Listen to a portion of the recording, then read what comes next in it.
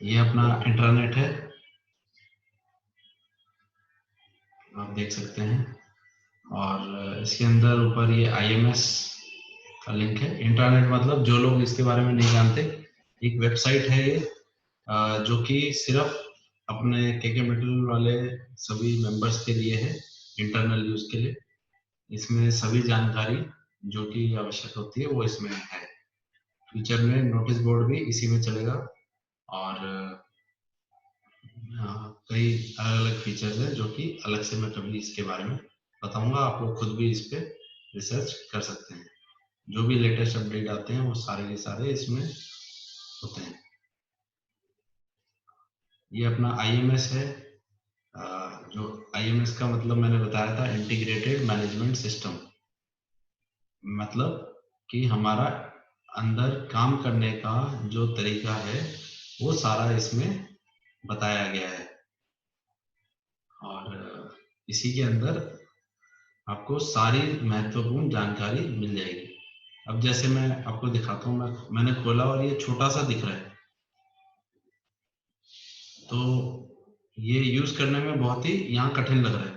तो ऐसी गलतियां हो तो आप जरूर मेरे को बताएं, वहां वहां हम इन चीजों को ठीक कर सकते हैं। आप देखेंगे कंपनी में जितने भी प्रोसीजर है वो इसमें लिस्ट में है। जितने भी फॉर्मेट हैं जो हाथ से भरे जाते हैं वो सब इस सेक्शन के अंदर मिलते हैं। ये देखिए, ये सारे फॉर्मेट्स हैं इसमें। और ये वर्क इंस्ट्रक्शन, जितने भी कार्य निर्देश हैं वो सारे इसमें दिए हुए हैं। तो आज मैंने प्रोडक्शन के टॉपिक को कवर करूंगा, जैसा कल मैंने बताया था।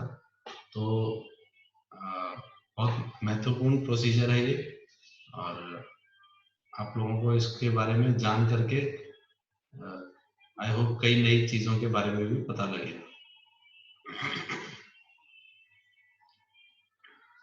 तो अगर मैं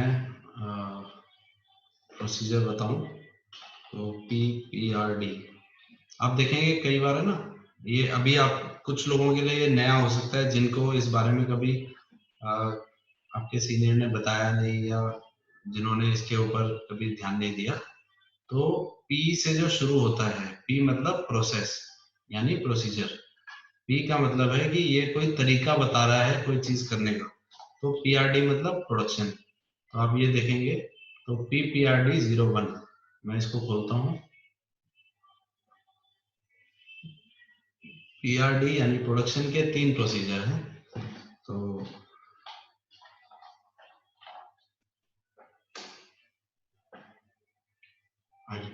इसको हम शुरू करते हैं।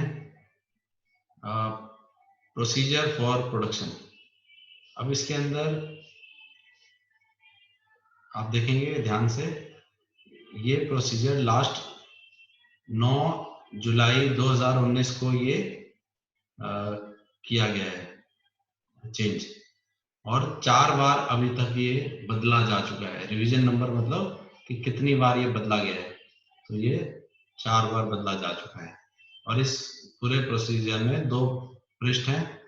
ये पहला पृष्ठ है और दूसरे पृष्ठ में वो दिखेगा कि ये दूसरा पृष्ठ है। तो मुख्य तौर पे इसमें ये एक ही पन्ना आ रहा है, दूसरे में नहीं है। तो मैं आपको ये स्टार्ट करके दिखाता हूँ। इस प्रोसीजर की आवश्यकता क्यों है, सबसे पहले इस चीज को जानते हैं। तो वो यहाँ लिखा हुआ है purpose, to define a process to manufacture products under controlled condition. इसका मतलब कि हम जो प्रोडक्ट बनाएं वो सभी प्रोडक्ट एक जैसे बन करके निकले, उनकी क्वालिटी उत्तम हो, वह सब क्वालिटी के मापदंड के दायरे के अंदर आए। इसके लिए इस प्रोसीजर को बनाने की आवश्यकता पड़ी। तो ये प्रोसीजर इसके लिए बनाया गया है। अब मैं आपको एक साथ में एक चीज और बताता हूँ, जो कई बार एक प्रश्न होता है बहुत लोगों का। वो है कि जैसे हम ट्रांसलेट करते हैं, तो एक आप लोगों को मैं इसका एक टूल बताता हूँ।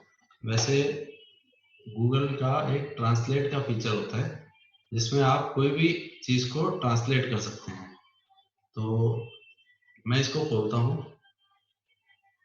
कुछ लोग जो जिस डिपार्टमेंट के वो प्रोसीजर को चला रहे हैं, कोई चीज उनको नहीं समझ में आए तो आप इस टूल का इस्तेमाल कर सकते हैं। और जिनको इस चीज का नहीं मालूम है और वो इस चीज को नहीं कर सकते तो वो हमें बता दें, तो हम इनको धीरे धीरे करके ठीक करेंगे। हालांकि मैंने काफी हद तक प्रोसीजर्स में अपनी मातृभाषा हिंदी भाषा को इस्तेमाल करने की कोशिश की है, फिर भी अगर जहाँ जहाँ रह गया हम उसको और करेंगे। तो मैं यहाँ पे दिखाता हूँ। मैंने यहाँ पे ये जो वहां से कॉपी किया पेस्ट किया, ये देखिए अपने आप इसने हिंदी में बना दिया। ये बहुत ही शुद्ध हिंदी में बना देता है। कई बार उस चीज को नहीं समझ में आए तो हम उसको और ठीक कर सकते हैं। तो मैं यहाँ पर इसके साथ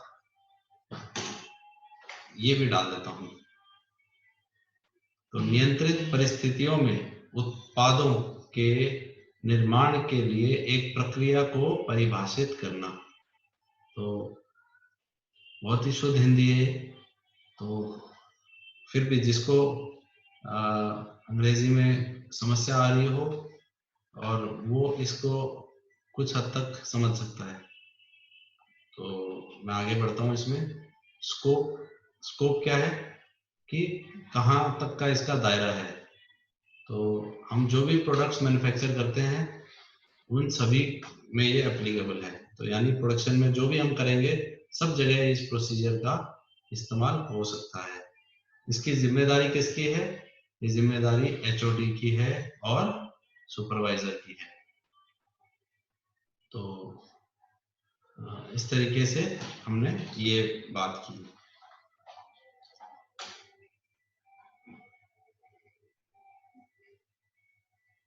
अब देखिए इसमें आते हैं मेन प्रोसेस पे। तो प्रोसेस में क्या लिखा है? पहला स्टेप क्या है? पहला स्टेप है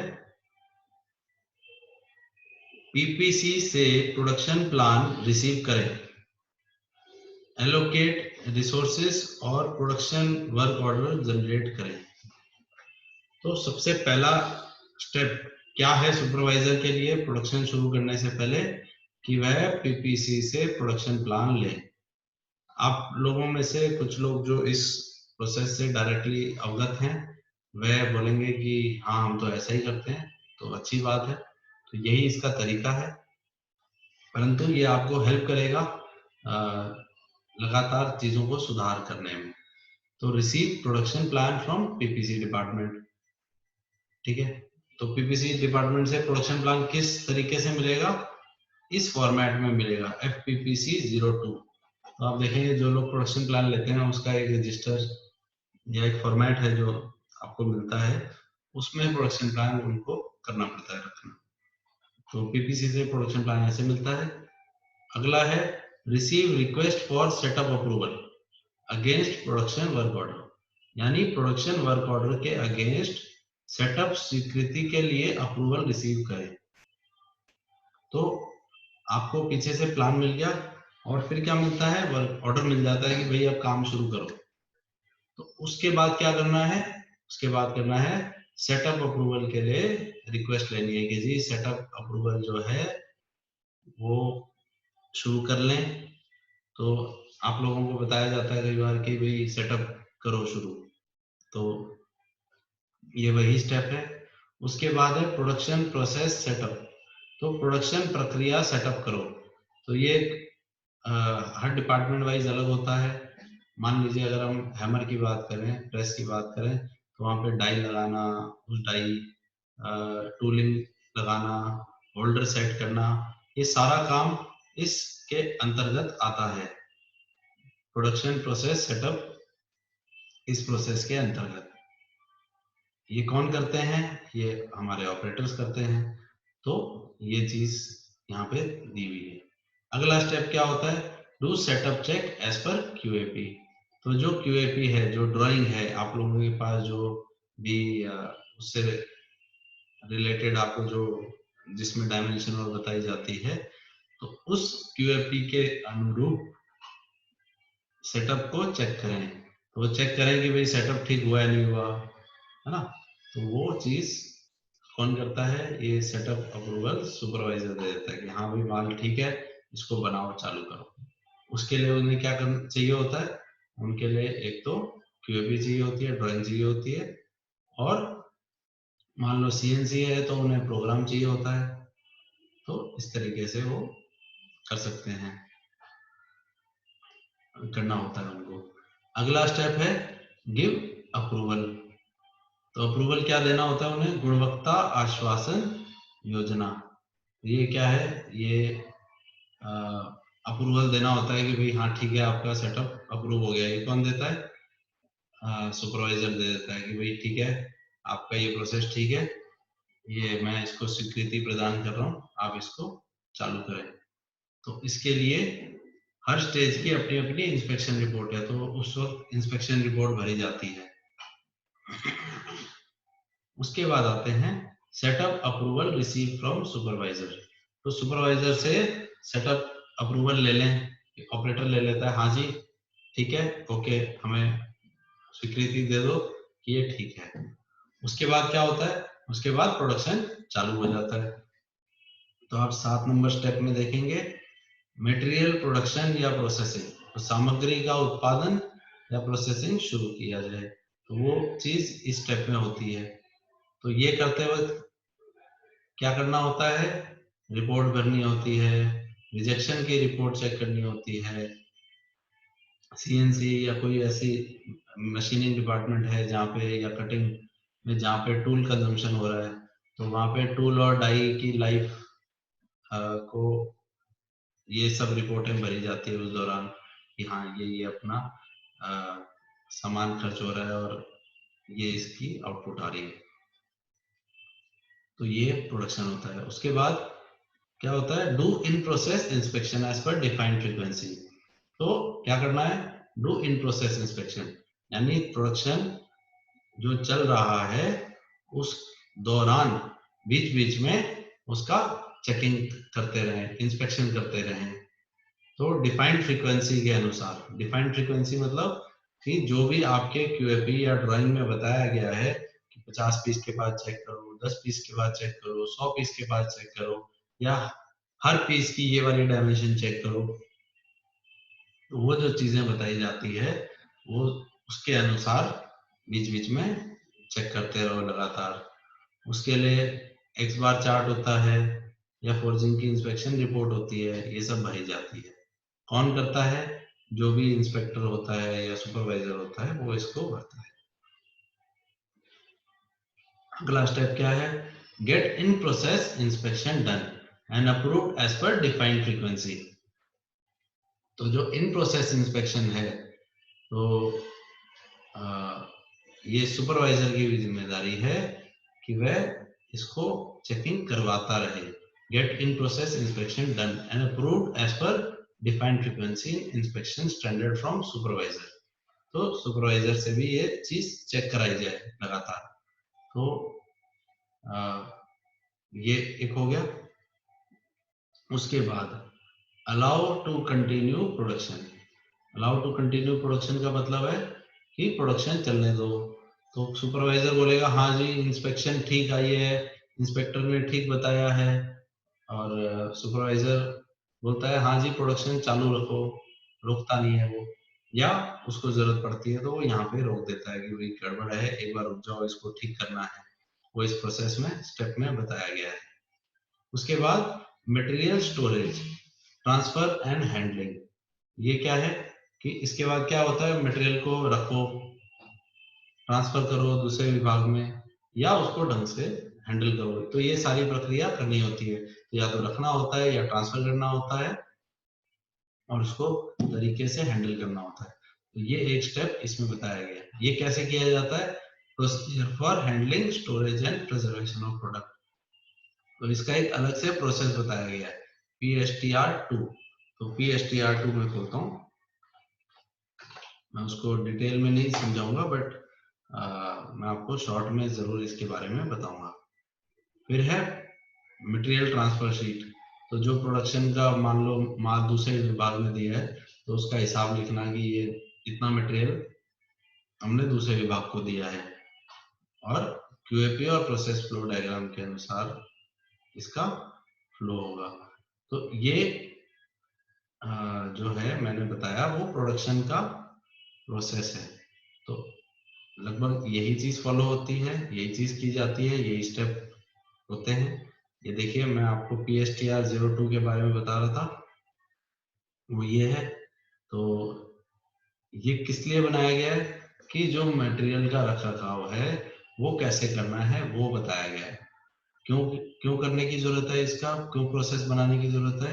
इसलिए बनाने की जरूरत है ताकि मटेरियल खराब ना हो, गलत ना बने, और मटेरियल पड़ा पड़ा खराब ना हो जाए, या ढंग से हैंडल नहीं किया तो डेंट लग सकता है, पड़ा पड़ा रस्ट लग सकता है, गंदा हो सकता है। उस चीज के लिए ये बनाया गया है।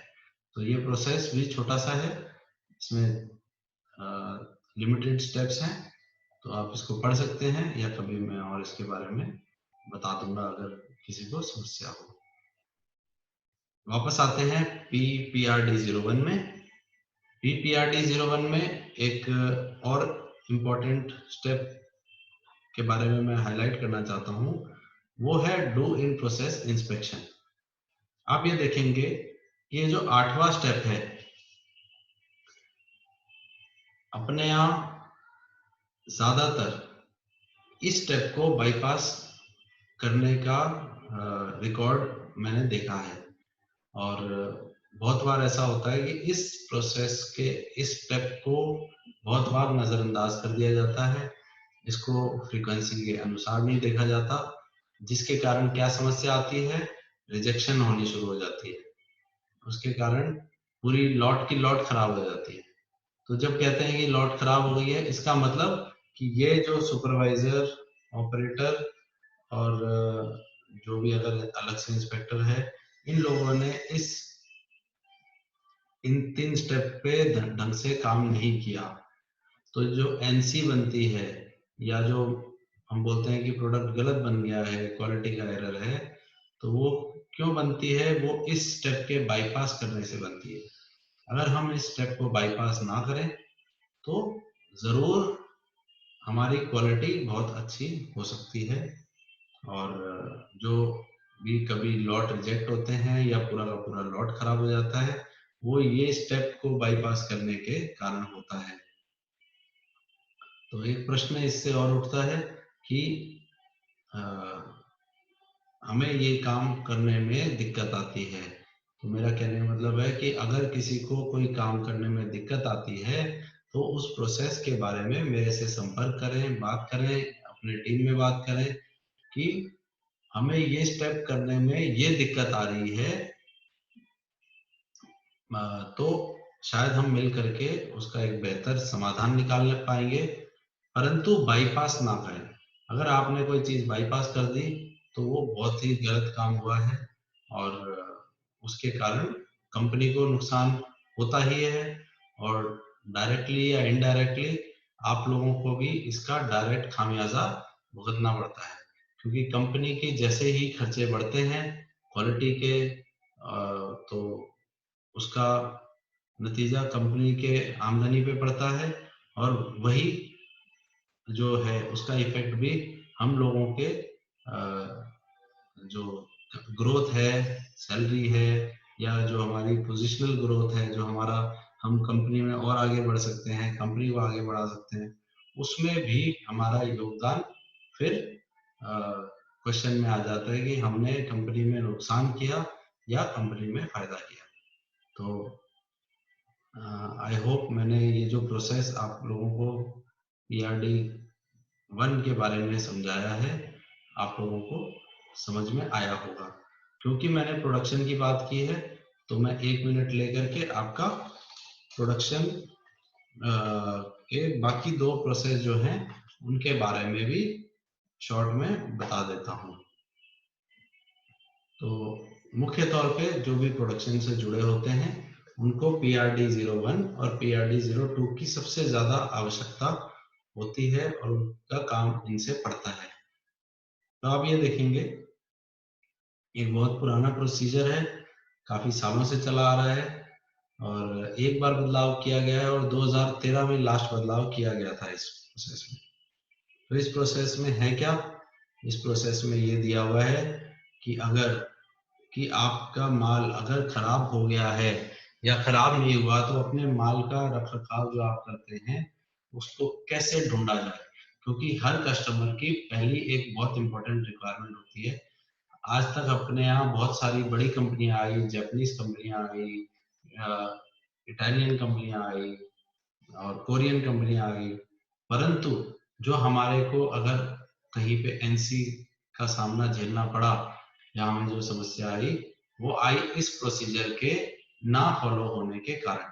तो इस प्रोसीजर में ऐसा क्या दिया हुआ है, वो प्रोसीजर में ये बताया गया है कि आपने जो भी माल बनाया है, क्या आपको पता है कि वो माल आपने कब बनाया, कहाँ रखा और किस स्थिति में वो माल है। क्योंकि हम जो भी प्रोडक्ट बनाते हैं वो सेफ्टी प्रोडक्ट है, वो गाड़ियों के पार्टों में कहीं ना कहीं लगता है। अगर उससे खुदा ना खास्ता कोई एक्सीडेंट हो जाए तो बहुत बड़ी जान माल की नुकसान हो सकता है।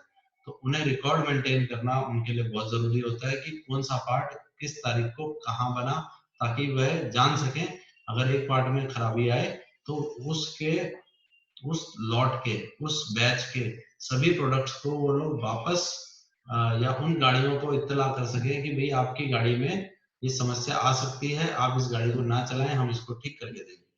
तो इस के कारण इनको ये प्रोसेस बहुत ही इम्पोर्टेंट होता है। तो आप देखेंगे कि इसमें आइडेंटिफिकेशन मतलब पहचान करना, और दूसरा पार्ट होता है ट्रेसिबिलिटी। ट्रेसिबिलिटी मतलब कि वो सामान कहाँ पे पड़ा है उसका पता लगे। तो ये प्रोसेस बहुत इंपॉर्टेंट है, जिसमें मुख्य तौर पे जो हम टैग लगाते हैं पार्ट के ऊपर उसके बारे में बताया गया है कि अगर कोई प्रोडक्ट इंस्पेक्शन जिसका पेंडिंग है तो रॉ मटेरियल में है तो उसमें ये टैग लगाओ, बीओपी में है यानी बाहर से आया तो ये टैग लगाओ, और स्टोर या कंज्यूमेबल में है तो ये टैग लगाओ, यहाँ रखो, ओके है तो ये करो, रिजेक्ट है तो ये करो, अगर वो उसमें गड़बड़ है तो ये करो। तो इस तरीके से ये पूरा समझाया गया है। अगर प्रोडक्ट जो हम बना रहे हैं प्रोडक्शन एरिया में, यहाँ देखिए आइडेंटिफिकेशन इन प्रोडक्शन एरिया, तो वो कैसे करना है, ओके है तो माल अगर पूरा बना नहीं है तो अंडर प्रोसेस टैग में लिखा हो, ये टैग लगा हो, फिनिश्ड प्रोडक्ट है तो ओके की स्टैम्प लगा हो उस पे, और ऑपरेटर का नंबर लिखा हो। रिजेक्ट या स्क्रैप है तो ये हो सेमी फिनिश्ड। सेमी फिनिश मतलब कि कच्चा माल, यानी जो कस्टमर ने अगर सीएनसी मांगा है तो प्री मशीनिंग में अगर पार्ट पड़ा है तो वो सेमी फिनिश्ड है। कस्टमर ने अगर प्री मशीनिंग मांगा है तो हीट ट्रीटमेंट या शॉर्ट ब्लास्टिंग में वो सेमी फिनिश्ड है। तो जब माल बन के तैयार हो गया तो ये फॉलो करना है, जब माल बन रहा है उस दौरान ये लगा होना चाहिए। ट्रेसिबिलिटी के लिए क्या दिया हुआ है ये देखिए, उससे पहले आइडेंटिफिकेशन एंड डिस्पैच एरिया, यानी डिस्पैच में अगर माल पड़ा हुआ है तो कैसे रखना है वो दिया हुआ है। ट्रेसिबिलिटी, ट्रेसिबिलिटी का मतलब है कि पता हो कि ये कौन से बैच से आया है। तो इसमें आप देखेंगे हीट नंबर बोला जाता है कि हीट नंबर को लिखो, हर टैग पे लिखो। वो इसीलिए होता है ताकि पता लगे कि ये ट्रेस हो सके कि ये कब आया था, ये माल किस पार्टी से आया था, रॉ मटेरियल की जो बारी भी आई है वो कहाँ से आई है। वो सारी चीजें हमारा इस प्रोसेस के अंतर्गत बताया हुआ है कि रॉ मटेरियल इशू करें स्टोर से, और हीट नंबर के अकॉर्डिंग सभी प्रोडक्शन रिपोर्ट और उसमें उसको आगे बढ़ाते रहें। जहां पे हीट नंबर कोड नहीं है वहां पे आइडेंटिफिकेशन टैग को यूज करें। तो उसमें जहाँ पे पंच नहीं हो सके, जैसे कुछ में आप नंबर डालते हैं तो वहां पे जहाँ हमें नंबर नहीं डालने पार्ट पे वहां पे टैग के ऊपर वो लिखा हो। तो ये बहुत ही इंपॉर्टेंट प्रोसीजर्स हैं जो आज मैंने आप लोगों को बताए हैं। इससे जुड़े कोई सवाल हो तो आप लोग अभी पूछ सकते हैं, या और भी कोई सवाल हो तो भी आप लोग पूछ सकते हैं।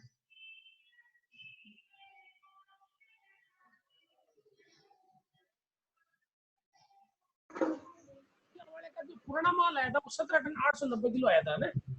अनम्यूट कर दिया आप लोगों को। तो कोई कुछ पूछना चाहता है इस बारे में? समझ में आया है सबको?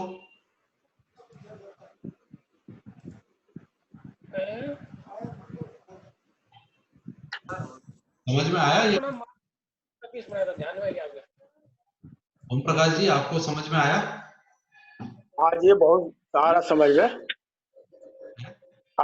में आया है। बोलना है कुछ? क्या कह रहे हैं? नहीं, मैं पूछ रहा हूँ कोई बोलना चाहता हूँ। इसको कुछ बोलना है तो रोक टोक नहीं है, अब बोलने का ही समय है। नहीं, जो बोल रहे हैं जैसे आज समझा रहे हैं ना, इससे हट करके कुछ बोलना है। हाँ हाँ, बोलिए। अच्छा, तो मैं ये बोल रहा हूँ ना,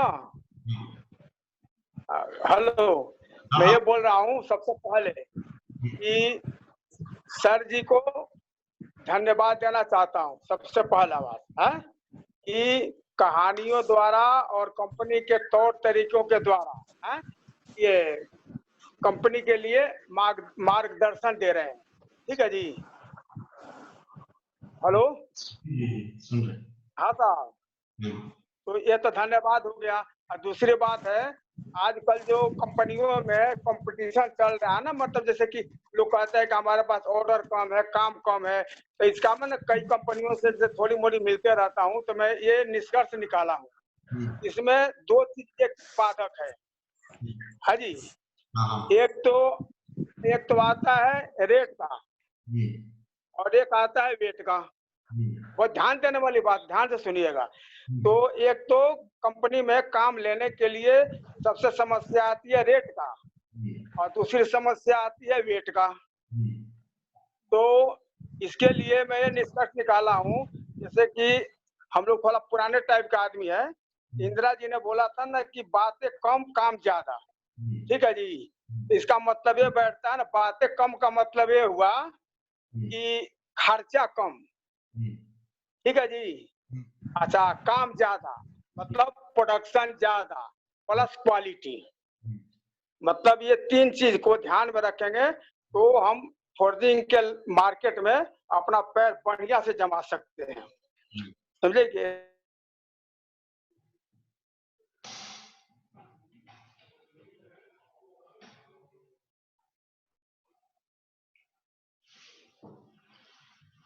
को मतलब आगे बढ़ाने में बहुत ही सहूलियत मिलेगी, क्योंकि मार्केट ही ऐसा है।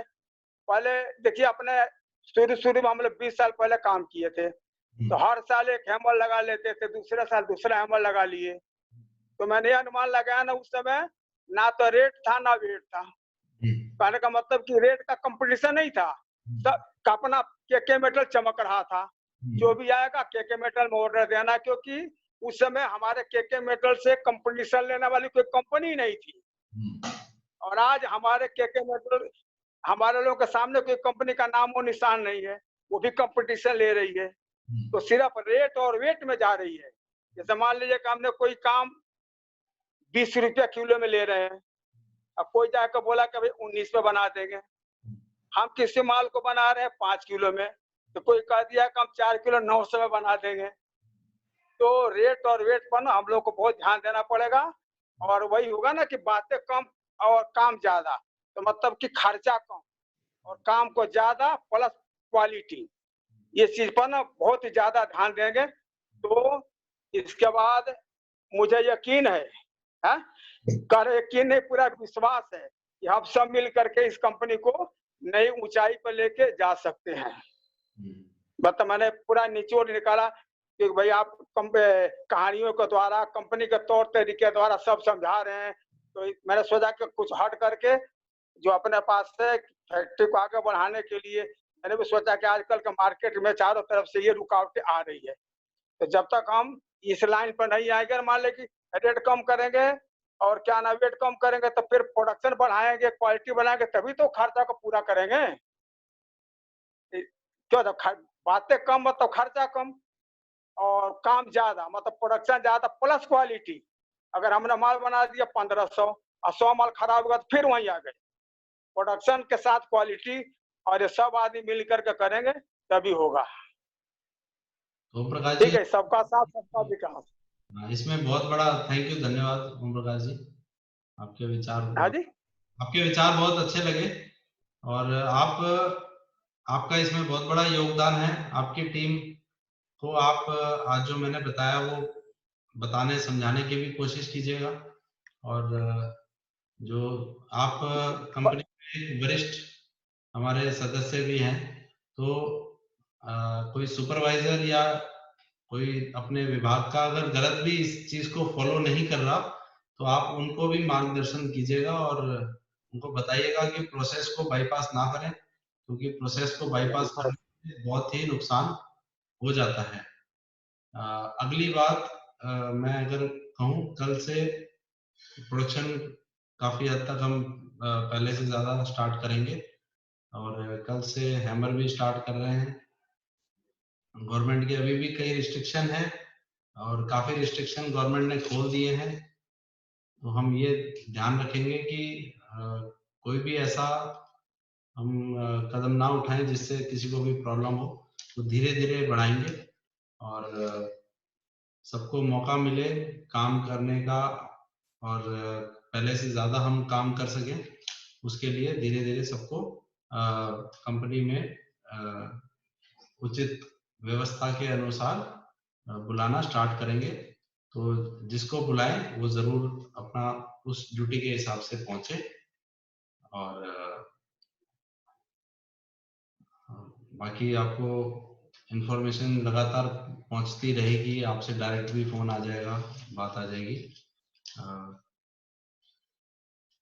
जब फैक्ट्री चालू हो जाएगी तो इस मीटिंग को करना थोड़ा सा इस टाइम पे मुश्किल हो जाएगा, तो इसके बारे में भी मुझे सुझाव चाहिए था कि हम इसको कंटिन्यू करें या इसको रोक दें, या इसका करना है तो समय चेंज करके कर लें, जैसा सबको उचित लगे वैसा हम इसमें कर सकते हैं। तो कोई कुछ कहना चाहता है तो अपने पास 3 मिनट का समय और है, 3 मिनट बाद ये मीटिंग अपने आप बंद हो जाएगी, तो इसके ऊपर भी अपने विचार प्रकट करें ताकि हम कल का डिसाइड कर सकें कि कल अपने को ये मीटिंग करनी है, नहीं करनी है तो कौन से समय करनी है। तो इसके ऊपर कोई कुछ कहना चाहता है तो अपने आप को अनम्यूट करके कह सकता है।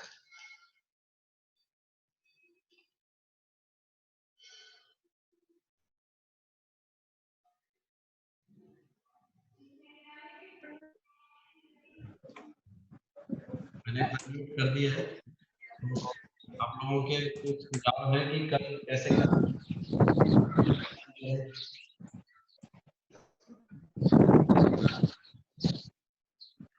दीपक चंद जी, आप कुछ कहना चाह रहे हैं? हेलो हाँ हेलो, हाँ गुड आफ्टरनून सर। जी।